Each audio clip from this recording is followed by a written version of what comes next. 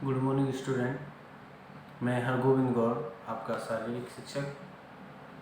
तो आज शुरू करते हैं आपकी 5th यूनिट, जिसका नाम है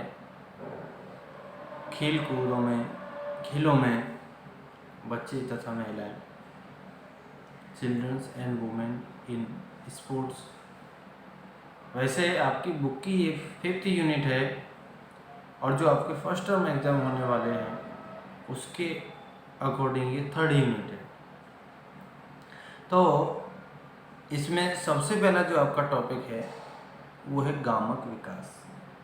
गामक विकास क्या होता है? बच्चे के जन्म से लेकर मृत्यु तक के जो भी गतिविधियां के द्वारा व्यक्ति में जो भी विकास होता है उस सभी को गामक विकास कहा जाता है। गामक विकास जन्म से प्रारंभ होकर बच्चे द्वारा की जाने वाली गतिविधियों का विकास ही गामक विकास कहलाता है।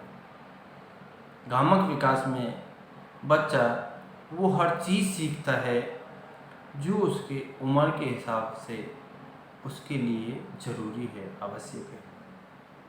गामक विकास में एक शिक्षा शास्त्री ने ये अपनी एक परिभाषा दी है, वो इस प्रकार है: यह शिशुओं द्वारा अपनी शारीरिक गतिविधियों को नियंत्रित करने की क्षमता है। जो बच्चे होते हैं उनके द्वारा जो शारीरिक जो गतिविधियां होती हैं उनको नियंत्रित करने के लिए जो भी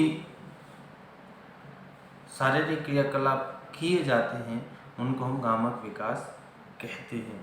गामक विकास को 2 प्रकार में वर्गीकृत किया गया है।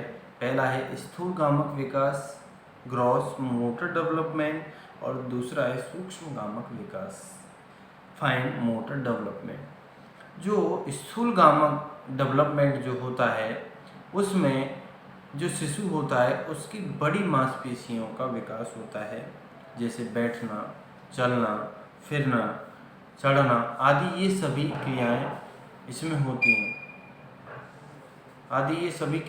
होती हैं। सूक्ष्म गामक विकास वह विकास होता है जिसमें व्यक्ति की जो छोटी मांसपेशियां हैं वो उनका विकास होता है, जैसे किसी चीज़ को पकड़ना, फेंकना, जैसे बॉल को पकड़ना होता है, बॉल को फेंकना होता है, ये सभी क्रियाएं इसमें सम्मिलित होती हैं।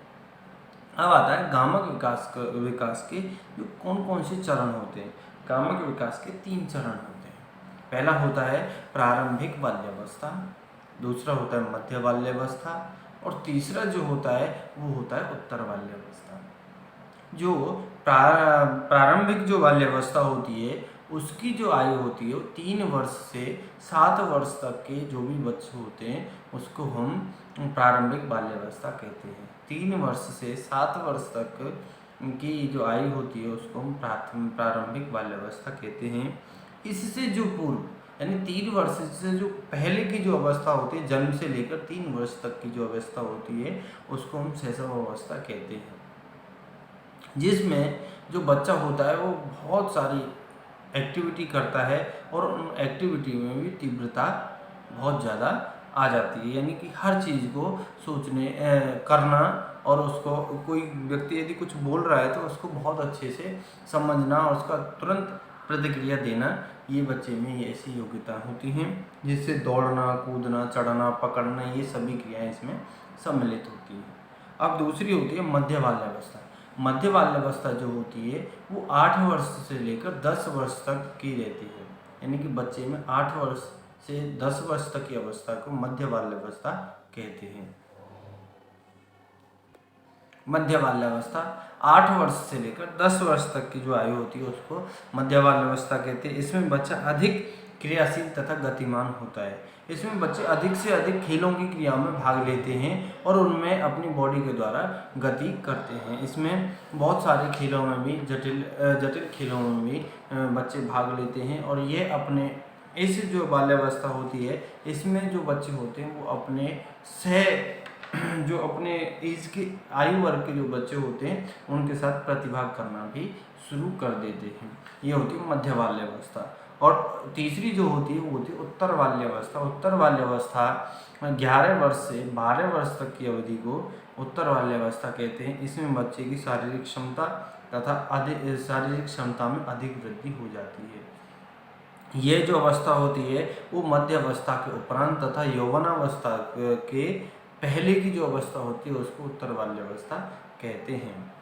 ठीक है। और 3 वर्ष से 12 वर्ष तक की पूर्ण आयु को बाल्यावस्था कहा जाता है। ये जन्म से लेकर 3 वर्ष तक की आयु को शैशवावस्था कहा जाता है। बाल्यावस्था को 3 चरणों में डिवाइड किया गया है। पहला प्रारंभिक अवस्था, दूसरा मध्य बाल्यावस्था, तीसरा उत्तर बाल्यावस्था। Thank you.